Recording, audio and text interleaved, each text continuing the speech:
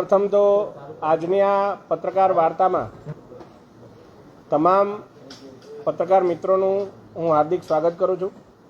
આજે આ પત્રકાર વાર્તામાં આપણા ભારતીય જનતા પાર્ટી વડોદરા મહાનગરના અધ્યક્ષ આદરણીય ડૉક્ટર જયપ્રકાશ સોનીજી ઉપસ્થિત છે, એમનું પણ હું સ્વાગત કરું છું। એવા જ આપણા વડોદરા જિલ્લાના અધ્યક્ષ આદરણીય સતીશભાઈ પટેલનું પણ હું સ્વાગત કરું છું।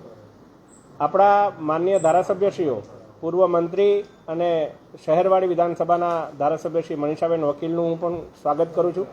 પૂર્વ મેયર અને હાલના સયાજીગંજ વિધાનસભાના ધારાસભ્ય કેયુરભાઈ રોકડિયાનું પણ હું સ્વાગત કરું છું। આપણા અકોટા વિધાનસભાના લોકપ્રિય ધારાસભ્ય આદરણીય ચૈતન્યભાઈનું પણ હું સ્વાગત કરું છું। મ્યુનિસિપલ કોર્પોરેશનમાંથી આપણા ડેપ્યુટી મેયર શ્રી ચિરાગભાઈ બારોટ આવ્યા છે, એમને પણ હું આ તબક્કે આવકારું છું। અને સાથે સાથે નેશનલ હાઈવેની જે પ્રોજેક્ટ ટીમ છે એ પણ આપણી સાથે ઉપસ્થિત છે, આજે હું એમનું પણ સ્વાગત કરું છું। મિત્રો, જે પ્રકારે વડોદરા શહેર અને વડોદરા જિલ્લાનો એક પ્રાણ પ્રશ્ન કે જેમાં માત્ર વડોદરાને પ્રશ્ન નથી સ્પર્શતો, પરંતુ દક્ષિણ ગુજરાતથી ઉત્તર ગુજરાત સુધી જવાવાળા તમામ લોકોને અને દક્ષિણ ગુજરાતથી મધ્ય ગુજરાતમાં આવનારા તમામ લોકોને પણ જે પ્રશ્ન ખૂબ જ સ્પર્શે છે, ખૂબ જ હેરાન કરતો આ પ્રશ્ન છે, એ પ્રશ્ન છે નેરો બ્રિજીસ। આપણા વડોદરાથી ભરૂચ વચ્ચેના જે 4 નેરો બ્રિજ છે એના કારણે ઘણીવાર 3-3, 4-4 કલાક જેટલો ટ્રાફિક જામ સર્જાતો હતો। ઘણીવાર આપણે આપણા વાલસોયાને પણ આ નેરો બ્રિજના આજુબાજુ કોઈ એક્સિડન્ટ થાય કન્જેશનમાં, એમાં આપણે ખોયા છે, એક્સિડન્ટના પણ ઘણા એવા પ્રશ્નો થતા હતા। જે પ્રકારે નેરો બ્રિજની અંદર જ્યારે વરસાદ હોય અને વરસાદમાં જ્યારે રોડની પરિસ્થિતિ થોડી વધારે તંગ બને ત્યારે તો ટ્રાફિક જામ ખૂબ જ વધારે થાય અને બધાને હેરાનગતિ થતી હતી। જ્યારથી આપણા લોકસભાની ચૂંટણીમાં 1 વર્ષ પહેલાં અમે જ્યારે કશે પણ જતા હતા, કોઈ ઇન્ડસ્ટ્રીયલ એકમો સાથે અમે ક્યારે બેઠક કરતા હોય અથવા કોઈ ટ્રાન્સપોર્ટર એસોસિએશન સાથે બેઠક કરતા હોય, તમામ ધારાસભ્યશ્રીઓને પણ આ પ્રકારની રજૂઆત આવતી હતી। આજે શહેરના ધારાસભ્યશ્રીઓ અહીં હાજર છે, જિલ્લાના ધારાસભ્યોની પણ આ એક માંગ હતી કે આ બ્રિજનું સત્વરે નિરાકરણ આવે અને પૂર્વના આપણા જે સાંસદો છે એ સાંસદો દ્વારા પણ આ બ્રિજ માટેની ઘણી માંગણીઓ પણ કરવામાં આવેલી અને એકવાર માન્ય નીતિનભાઈ ગડકરીજીએ રંજનબેન ભટ્ટજીની ઉપસ્થિતિમાં વડોદરાને એ વચન પણ આપેલું। ત્યારે જ્યારથી લોકસભાનું સત્ર અને મારી ટર્મ જ્યારથી શરૂ થઈ છે ત્યારથી વડોદરાના તમામ ધારાસભ્યશ્રીઓ, જનપ્રતિનિધિઓ, અમારા સંગઠનના અધ્યક્ષશ્રીઓના સૂચનથી પહેલા જ સેશનથી વારંવાર આ બાબતે રજૂઆત કરવામાં આવતી હતી। નેશનલ હાઈવેની ટીમ એમના દ્વારા વખતો વખત આ બાબતે ચર્ચા કરી અને વહેલામાં વહેલી તકે આ કામ સેન્કશન થાય એ માટેની રજૂઆતો કરવામાં આવતી હતી।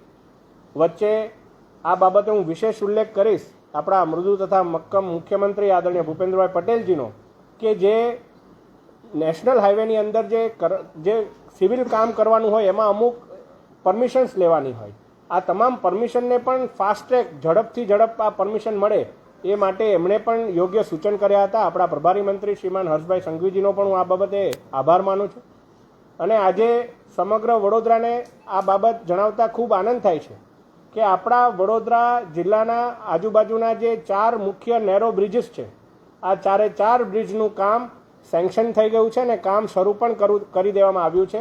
કામને લગતા જેટલા પણ ક્લિયરન્સીસ છે એ તમામ ક્લિયરન્સીસ હવે આપણી પાસે આવી ગયા છે અને સિવિલ વર્કના જે પ્રી વર્ક હોય, જેમ કે જ્યાં કામ શરૂ કરવાનું હોય ત્યાં પ્રોપર પાથવે બનાવવો, એના જે સેફટીના જે નિયમો હોય એના માટેના ક્લિયરન્સીસ લેવા, યોગ્ય ત્યાં કેમ્પ સાઇટ ડિપ્લોય કરવી, વર્કફોર્સ ડિપ્લોય કરવો, આ બધી જ બાબતોનું કામ હવે પૂર્ણ થઈ ગયું છે અને 2 વર્ષની અંદર વડોદરાના નગરજનોને આ જે પ્રાણ પ્રશ્ન છે, આપને ખબર હશે કે પોર એક ખૂબ જ મોટું ઔદ્યોગિક એકમ છે, ત્યાંના મલ્ટીનેશનલ કંપનીઓ ઘણીવાર અમારી પાસે એવી રજૂઆત કરવા આવતા હતા કે આ બાબતને કારણે અમે એવું વિચારીએ છીએ કે અમે કશે બીજે સ્થાપિત કરીએ, કારણ કે આ બહુ પ્રાણ પ્રશ્ન છે। જે કન્સાઇનમેન્ટ હોય ટ્રાન્સપોર્ટરના, એ આ 4 નેરો બ્રિજનો હવાલો આપીને એવું કહેતા હતા કે ભાઈ હજુ 1 દિવસ લેટ આવશે સામાન, કેમ? કારણ કે અહીંયા ટ્રાફિકનો આટલો પ્રશ્ન હોય એટલે અમારે 1 દિવસ ગણીને ચાલવો પડે। આ પ્રકારના આર્થિક જે એમ્પ્લોયમેન્ટને લગતા જે રોજગારના પ્રશ્નો છે, જે ઔદ્યોગિક એકમોને લગતા પ્રશ્નો છે અને માણસોની જે સેફટીના પ્રશ્નો છે, આ બધા જ પ્રશ્નોનો ઉકેલ આપણા માનનીય વડાપ્રધાન શ્રી નરેન્દ્રભાઈ મોદીજી એમના નેતૃત્વ હેઠળ માનનીય રોડ મંત્રી શ્રીમાન નીતિન ગડકરીજીએ આ બાબત આપણી સ્વીકાર્ય કરી છે અને આ કામ સેન્કશન થયું છે. એટલે આ તમામ અમારા ટીમ વડોદરા તરફથી હું માનનીય વડાપ્રધાનશ્રીનો, માનનીય ગૃહમંત્રી અમિતભાઈ શાહજીનો, માનનીય રોડ મંત્રી શ્રીમાન નીતિનભાઈ ગડકરીજીનો ખૂબ ખૂબ આભાર વ્યક્ત કરું છું. હું વિનંતી કરું છું આપણી નેશનલ હાઈવે ટીમને કે એ લોકો પણ આ બ્રિજને લઈને જે ટેકનિકાલિટીઝ છે એ આપના સમક્ષ મૂકે, ક્યાર સુધીમાં આ બ્રિજ બનશે, કઈ રીતે આ બ્રિજનું કામ થવાનું છે એ બાબતે આપને અવગત કરે. જી जी सभी लोगों को मेरा सादर नमस्कार. मैं गुजराती थोड़ी कम जानता हूँ, इसलिए मैं हिंदी में बात करूँगा. एक्चुअली जो बड़ौदा ज्यूरिडिक्शन में 4 स्ट्रक्चर की हम बात कर रहे हैं, जैसा कि माननीय सांसद साहब ने भी बताया कि हम 2 साल के अंदर उसको ख़त्म कर लेंगे. और उसमें जो अभी आप देख रहे हैं जो ट्रैफिक कंजेशन होता है, जिसकी वजह से टाइम भी ज़्यादा लगता है और फ्यूल का कंजम्पशन भी ज़्यादा होता है. तो आने वाले टाइम में जब हम 2 साल के बाद उसको कंप्लीट कर लेंगे, वो साथ साथ जो सेफ्टी के इश्यूज़ हैं जिसमें कि एक्सीडेंट बहुत ज़्यादा होते हैं और एक्सीडेंट होने की वजह से आप भी जानते हैं कि काफ़ी नुकसान होता है, जान का नुकसान भी होता है, माल का नुकसान भी होता है. तो उसमें भी बहुत ज़्यादा इम्प्रूवमेंट हो जाएगा. जहाँ तक टेक्निकल डिटेल्स की बात है, जैसे हमने उसमें अभी इसको बताया गया है कि जो स्ट्रक्चर हम बनाएंगे वो 6 लेन के होंगे और उसमें वाइडनिंग हो जाने की वजह से जो मतलब जो ट्रैफिक का जो कंजेशन है वो तो रिलीव होगा. साथ साथ स्पेशली आप देखते होंगे जब जो कमर्शियल व्हीकल हैं जो बाहर से आते हैं और यहाँ मर्ज होते हैं जो ट्रैफिक लिमिट्स में आने के बाद, उनको सबसे ज़्यादा बेनिफिट पहुँचेगा, क्योंकि कमर्शियल व्हीकल जो हैं वो डिले हो जाते हैं उसी की वजह से. तो ओवरऑल अगर हम इसको देखते हैं तो मतलब ये पब्लिक की सेफ्टी के साथ साथ, टाइम सेविंग के साथ साथ और मनी सेविंग के साथ साथ एक बहुत ही जो पब्लिक है उसके लिए एक बहुत ही एडवांटेजेस चीज़ है जो भारत सरकार की तरफ से जो किया जा रहा है. उसके हिसाब से हम उसको टेक्निकल तरीके से भी और सेफ्टी के तरीके से पूरी तरीके से करने की कोशिश कर रहे हैं. उसमें अगर कहीं कोई चीज़ ऐसी है जो ऑब्जर्वेशन आपकी आती है जिसमें आप कुछ पूछना चाहते हैं, एडिशनल इन्फॉर्मेशन लेना चाहते हैं, तो उसके लिए आप बता सकते हैं. उसके लिए मैं आपको पूरी इन्फॉर्मेशन देने को तैयार हूँ. ब्रिज का जो काम सेंक्शन हुआ है उसको सारी मंजूरी मिली है, जी. तो किस तरह से काम होगा? फ्लाईओवर पर ट्रैफिक भी जाम ना हो काम के दौरान, और आपका ये जो नेरो भी हो, वाइडनिंग भी हो, तो किस तरह से काम होगा? देखिए, इसमें जो एग्जिस्टिंग स्ट्रक्चर है जहाँ पर अभी ट्रैफिक चल रहा है उसको हम बंद नहीं कर रहे हैं, वो ट्रैफिक वैसे ही चलता रहेगा. और जो नए स्ट्रक्चर बनेंगे उनका एग्जिस्टिंग मूवमेंट से कोई कनेक्शन नहीं होगा, वो बिल्कुल अलग स्ट्रक्चर है. तो यानी कि जो एग्जिस्टिंग हमारा फ्लो है ट्रैफिक का वो यूजुअल रहेगा जैसे अभी. उसमें कहीं पर अगर कोई माइनर कोई डाइवर्जन होता है या फिर कोई एक छोटा सा मतलब फॉर द टाइम बीइंग जैसे कह सकते हैं 10 दिन 15 दिन या 1 महीने के लिए, उसके लिए हम लोकल एडमिनिस्ट्रेशन से अप्रूवल लेकर और उसके बाद उस ट्रैफिक डाइवर्जन को करेंगे. और जैसे ही वो ख़त्म हो जाएगा हमारा ट्रैफिक डाइवर्जन का जो पर्पज़ है उसको फिर हम रिमूव कर देंगे. सर प्रोजेक्ट कॉस्ट कितना होगा? इसका sir total project actually cost हम अगर बात करते हैं तो 600 करोड़ है, 598 करोड़ है.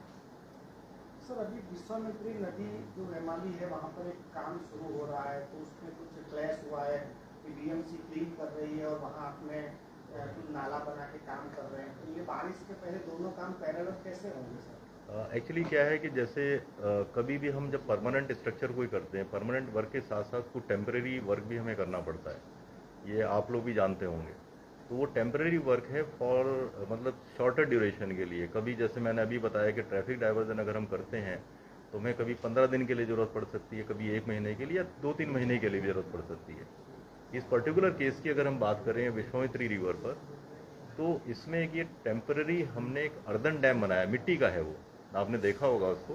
तो मिट्टी का बना हुआ है. उसका पर्पस सिर्फ ये है कि जो एग्जिस्टिंग फ्लो है, जो स्ट्रीम है रिवर की, उसको ऑब्स्ट्रक्ट ना किया जाए, उसका फ्लो वैसा ही चलता रहे अभी भी और आगे भी आने वाले टाइम में जब तक हम वहाँ काम करते हैं. तो ये प्योरली एक टेम्परेरी डाइवर्जन है और मिट्टी का बना हुआ है आपने देखा, तो इसको कभी भी किसी वक्त भी रिमूव किया जा सकता है। सर बारिश के पहले हो जाएगा એ जी मैं वही कहना, એને રિમૂવ કરવામાં 5 કલાક લાગે છે, 5 કલાક. ક્યાંય પણ એમરજન્સી સર્જવામાં આવી તો 4 થી 5 કલાકની અંદર એ આખે આખું રિમૂવ થઈ જાય. આ માત્ર ને માત્ર ટેમ્પરરી અરેન્જમેન્ટ એટલા માટે છે કે ઉપરનું કંઈ આપણું ડિસ્ટર્બ ના થાય. થઈ જશે. હા હા. અને ચોમાસા પહેલા પણ જો એવી કોઈ પરિસ્થિતિ સર્જાય કે આપણે રિમૂવ કરવાનું થયું તો 4 થી 5 કલાકમાં એ રિમૂવ થઈ જશે. એ પ્રકારે જ બનાવવામાં આવ્યું છે. सर आप कहाँ बैठते हैं? आप अहमदाबाद के इधर बड़ौदा? मैं सर बैठता हूँ भरूच में जी। क्योंकि हमको जब जरूर पड़ती है हाईवे अथॉरिटी को कुछ पूछने के लिए तो कोई जवाब नहीं देता है तब तो मीडिया। મનુભાઈ, આ જે ભાઈ છે આપણા, જેટલી પણ આખી ટીમ આવેલી છે, આ નેશનલ હાઈવેની અહીંની પરમાનન્ટ ટીમ નથી, આ પ્રોજેક્ટ ટીમ છે, સ્પેશિયલી ડિપ્લોયડ ફોર ધીસ પર્પઝ. આ જે બ્રિજ વાઇડનિંગનો જે પ્રોજેક્ટ છે એના માટે આ ટીમ ડેડિકેટેડ છે. એના માટેનો નંબર અલગ છે, હું આપને અંગત રીતે એ નંબર પણ આપી દઈશ કે જે અહીંયા સ્થાયી હોય છે. હા, ટોટલ 4 આપણા વડોદરાના જે બ્રિજ છે એમાં એક છે જામવા, બીજો છે પોર, ત્રીજો આપણો આ વિશ્વામિત્રી જેની હમણાં મનોજભાઈ આપણે વાત કરતા હતા, અને ચોથો છે રંગાવ બામણગામ પાસે. આ 4 જે મેઇન બ્રિજ આપણા જે છે કે જેને કારણે આપણા વડોદરાના નાગરિકોને હાલાકી પહોંચે, ઘણીવાર પોતે નોકરીથી આવતા પણ 2 કલાક લેટ ઘરે પહોંચતા હોય છે. એટલે આ મુખ્ય 4 વડોદરાના બ્રિજ છે એને વાઇડનિંગનું કામ શરૂ કરવામાં આવ્યું છે.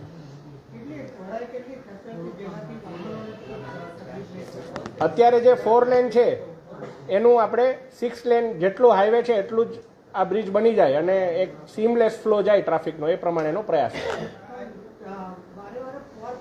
બ્રિજ જે છે એને જર્જરિત થઈ ગયો છે અને કોકડા પર ગયા ચોમાસાની અંદર દુર્ઘટના પણ સર્જાઈ હતી. 2 કામદારોને અને 2 મજૂરોને ઈજા પણ પહોંચી હતી.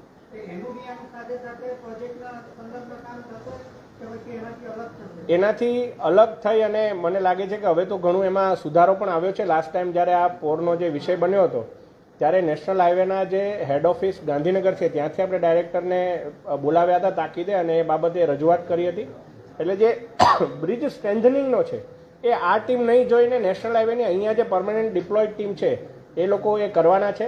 અને આ જે પ્રોજેક્ટ આખો છે થ્રુ આઉટ વાઇડનિંગ માટેનો, એના માટેનું આ કામ આપણે કરવામાં આવશે. એને નાને તફાવત છે. જી જી, બંને બાજુ જી.